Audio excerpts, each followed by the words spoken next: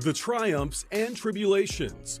We remember and honor our ancestors, our trailblazers, our heroes. In most cases, we got people who teaching kids how to use a gun.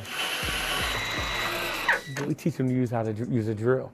Some of whom you may know, others are hidden figures. The fight for freedom for blacks in America is a journey paved with sorrow, courage, and perseverance. The journey to get to the table has oftentimes been tough. From the arrival of the first slave ships to the birth of the civil rights movement, African Americans have battled for basic human rights and equal protections for the right to exist and thrive. It's not a mystery that in a lot of industries, black people are severely underrepresented. We continue to make strides even in the face of adversity. We're going to take you on a journey through Black heritage as we explore the people who epitomize Black excellence and what it means to overcome. NBC 10, Discover Black Heritage, presented by TD Bank, America's most convenient bank. Welcome to NBC 10's Discover Black Heritage. I'm Jacqueline London. And I'm Fred Shropshire. Thank you so much for joining us. We begin with the world of technology through the eyes of young people eager to learn. The tech industry has some of the highest paying jobs in the country, but there's a huge disparity in the number of people of color working in tech. NBC 10's Johnny Archer shows us how one nonprofit in Philadelphia is nurturing black youth and their excitement for computer science, one code at a time.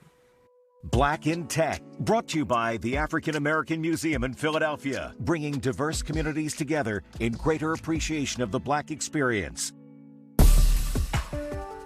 Inside Boys Latin Charter School in West Philadelphia, these students are learning something only 0.5% of people in the world can do. Just to kind of refresh our memories of what we've been learning with Python programming. The boys are learning how to write computer code. So, here's our warm-up. Create an elevator function that will run a specific lines of code based on the condition provided by a user. They're using the software program known as Python. Python is basically its own coding language with a lot of things that at first glance don't make much sense until you actually start to really read into it and understand what it means. Code is the language of a computer, and a small group of engineers and professionals in technology from Philadelphia are teaching these students how to speak that language. There are a lot of people who want to learn software development and programming, and that there is an education gap when it comes to that type of curriculum. Ian Kimball is the co-founder of Black Tech Philly. He and his team are part of the nonprofit introducing young people of color a path toward the technology industry. It's not a mystery that in a lot of industries, black people are severely underrepresented. You can look at different DIE reports from some of the biggest tech companies, and you'll find that oftentimes people who identify as black or African American don't even make up 10% of that workforce for that company. According to a 2018 Pew Research report, people of color represent about 9% of the technology workforce. Black Tech Philly is working to see that number increase. There aren't black voices in those rooms, and that's important because as we've seen in many times, that those technologies can have unintended consequences towards people of color. Like facial recognition software law enforcement can use to identify a suspect involved in a crime.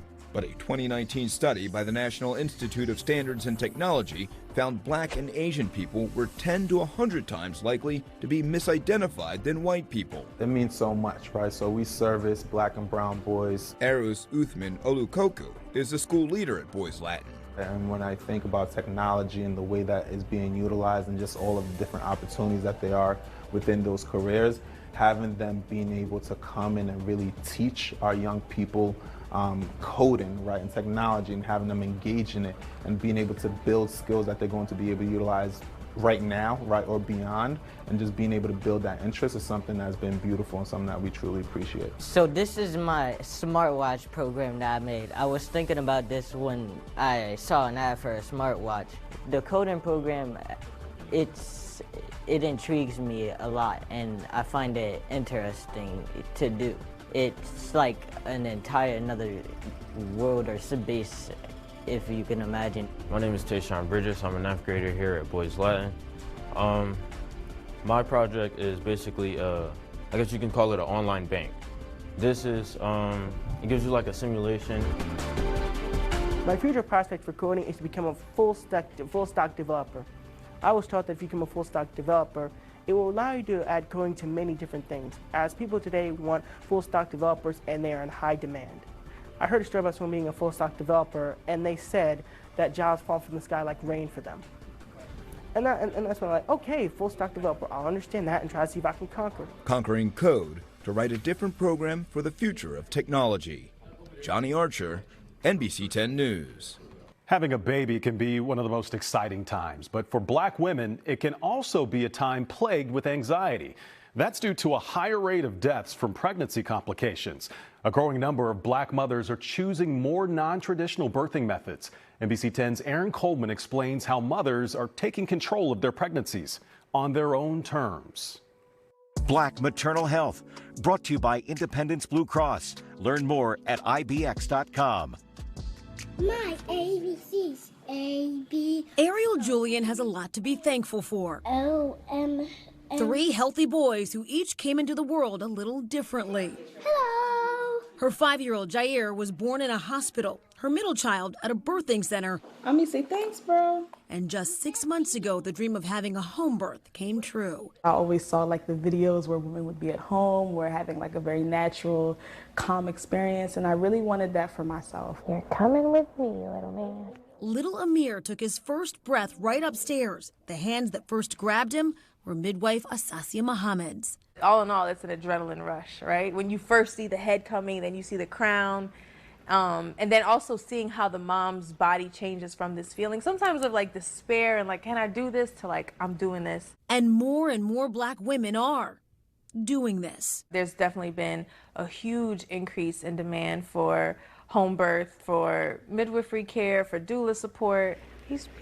In fact, it's that feeling of not being supported during her own pregnancies that prompted Mohammed to become a midwife 13 years ago. When I was actually in labor, the process of getting care felt very alienating. I didn't feel seen or heard. And doing that a couple times, right, kind of really crystallized the idea that I would like to be to someone else what I felt like I didn't have. It's the same reason Alexia Dumboya became a doula, Julian's doula.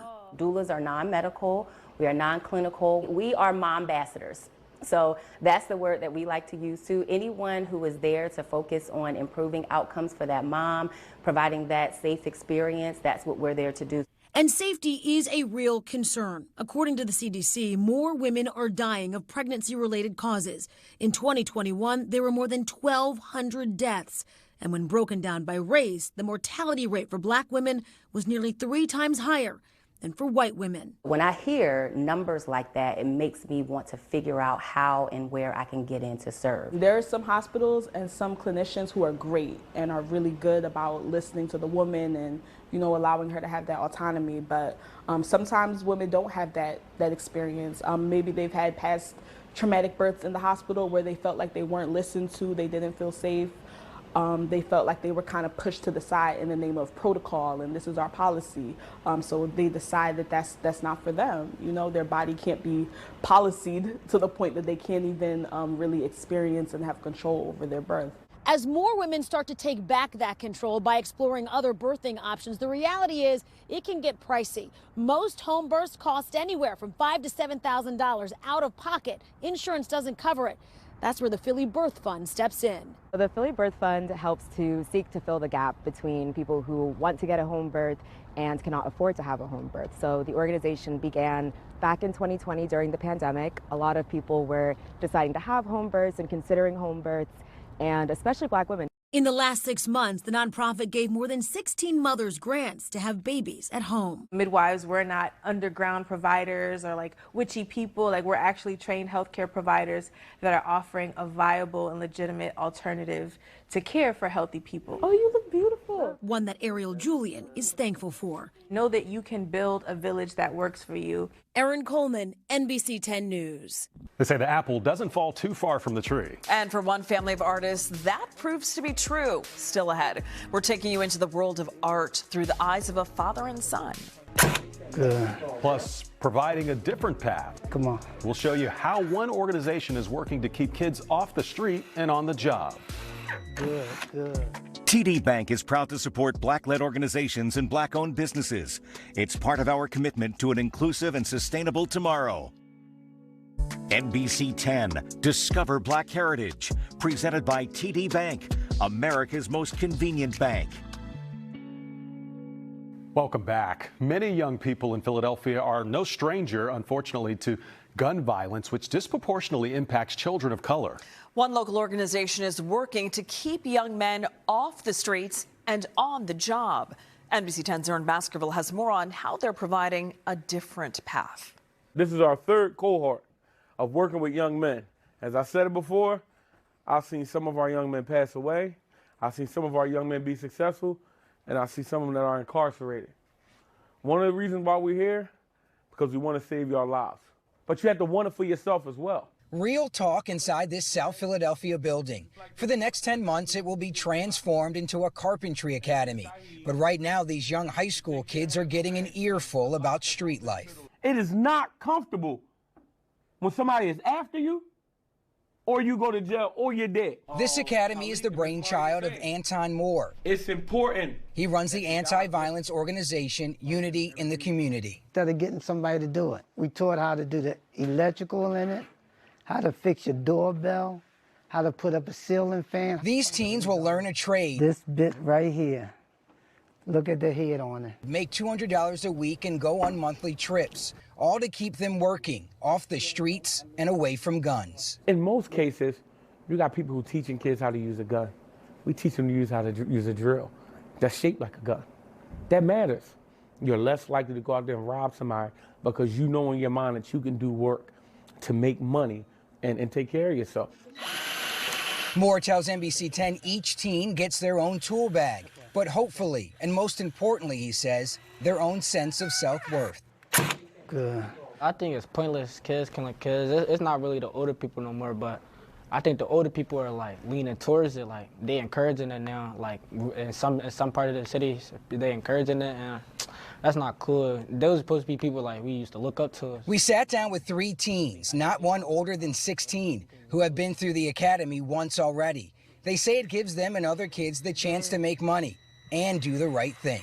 The biggest thing I learned was that like people like them, like we all got like the same ideas and thoughts. So like it's okay like to like talk to each other, even if like you're not cool with somebody or you don't know somebody. There's a strong belief in this room community groups in Philadelphia are helping slow down gun violence inch by inch. Moore says they are the ones families see first on the ground. There's a sense of accountability when you're an organization in the neighborhood. You get to connect to those everyday folks because they see you on a consistent basis. He understands ultimately it comes down to decisions these students make outside of this environment, which is why they end every session with a word of encouragement. Be yourself when others don't believe in you. Learning more about themselves than they even realize. Aaron Baskerville, NBC 10 News. It's been an historic year for Black women in leadership in our area, from Philadelphia electing its first Black female mayor to Montgomery County with the election of the first Black woman to become the chair of the Montgomery County Board of Commissioners. We spoke with Jamila Winder about her fight for a seat at the table and what that means for those coming behind her. Black Leadership, brought to you by Parks Casino, a proud and dedicated community partner in the Delaware Valley. So for me, when I was growing up, there weren't oftentimes people that looked like me in rooms where decisions were being made. And throughout my career professionally, you know, I've worked in the private sector for more than 20 years. I've oftentimes been the only one. And the journey to get to the table has oftentimes been tough. Jamila Winder is now at the table as the chair of the Montgomery County Board of Commissioners. getting the seat by a unanimous vote. So my parents moved us here when I was 5 from Philadelphia. We were one of the first black families on the block. Winder served on the Norristown Area School Board and East Norriton Township Board of Supervisors prior to this appointment. A quality education and a commitment to service, part of her DNA, instilled from her mother and grandmother, who just turned 104. I think about her in this moment. She was not afforded these opportunities when she was growing up, and despite her challenges, right, dealing with the issue of race, growing up in the segregated South, she still went on to college. She still went on to be PA State Teacher of the Year in 1972. If she can kind of navigate the challenging waters, so can I. And from those who came before her to those coming behind her. I'm now raising my 3-year-old son.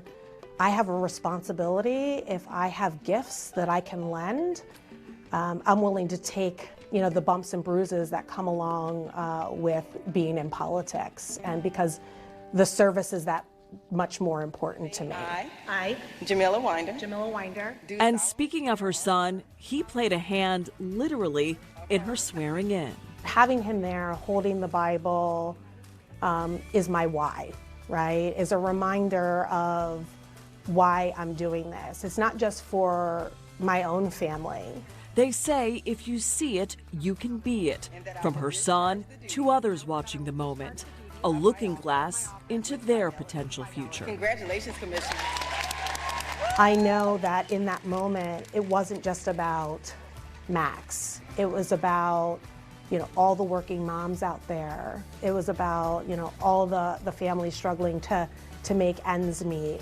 And it's about the little children that, in 20, 30, 40 years, the decisions we make today will affect Max when he's an adult.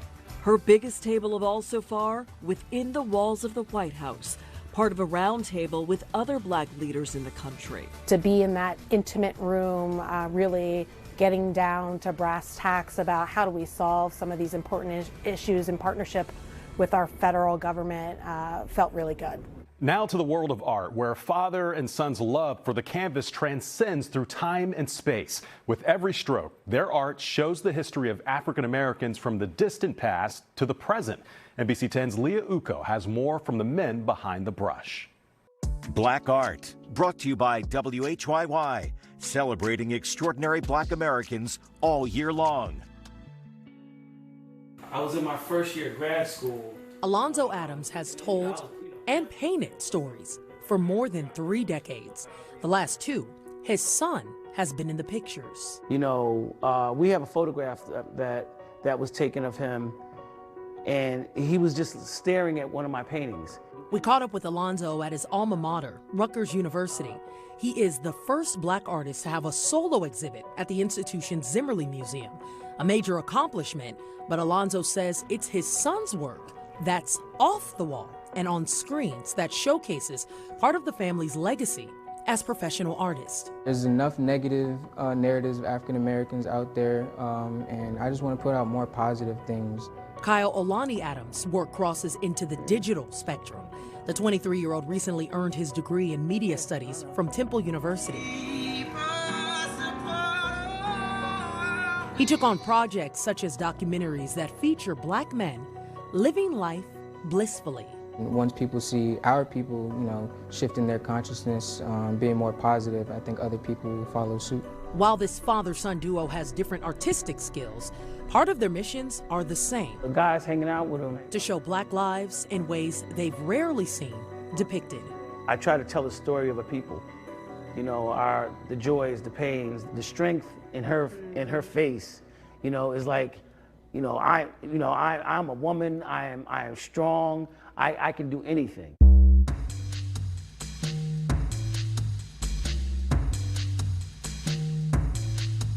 Alonzo's pieces feature dozens of different colors, textures, and emotions, all painting a picture of the black American experience, a life he and Kyle describe as complex. If you look back here, it's almost like you could see like gunshots in the cement. But still, through all of it, the cracks in the, a rose still came up, and that's the way I see our young brothers and sisters and whatnot. Regardless, we're gonna grow. We're gonna grow. You can't hold us back. During the 1980s and early 90s, Alonzo's skills flourished. It was a time he says he saw Black Americans thrive during a volatile time of social reckoning. Kyle, witnessing the creative process, says as he got older, he was inspired to do the same, to document history as it unfolds, especially over these last few years. I feel like we're in another renaissance. Coming out of COVID, people's consciousness is shifting. Their ideas are shifting towards that higher consciousness, just wanting more for themselves, wanting to experience more, learn more, be educated more. For this family, the work continues. I want a young artist to come and see, like, wow, I can do this.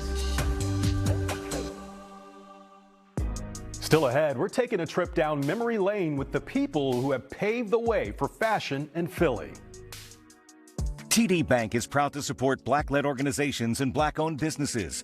It's part of our commitment to an inclusive and sustainable tomorrow.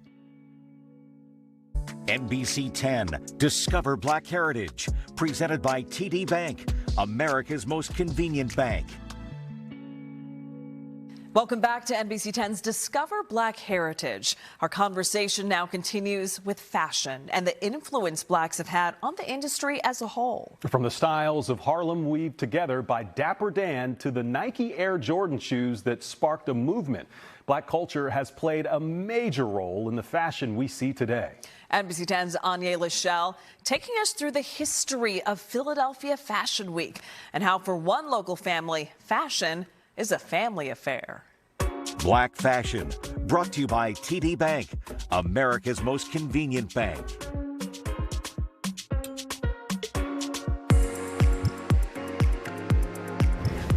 The fabric of Black fashion in Philadelphia transcends time.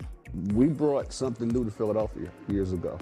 It weaves together stories that span generations, like the Graham families. We brought clothes for children that nobody's ever seen before. They opened their long-standing South Street boutique, Rodeo Kids, in the early 90s. Fox jackets, leather outfits. They never seen nothing like it before. And that family passion rubbed off on their daughter, celebrity stylist Devin Milan Graham. Meek Mill opened the door for me to work with Kanye West for Yeezy Season 3, Rihanna for Paper Magazine.